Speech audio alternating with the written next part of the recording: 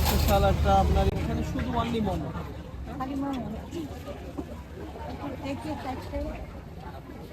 Chilli oil বলে না? Chilli oil দেন এটা আপনার এটার সাথে ম্যাচিং করে, এটার সাথে যে মশলা দেওয়া হয় দেন এটার সাথে সেম আমরা তো বাসায় এই সবগুলো একসাথে মিক্স করি, তারপর খাই। মিক্স করে। হ্যাঁ Mix এটা করলে মিক্স ভালো করে লাগে। একটা মোমো ছিল।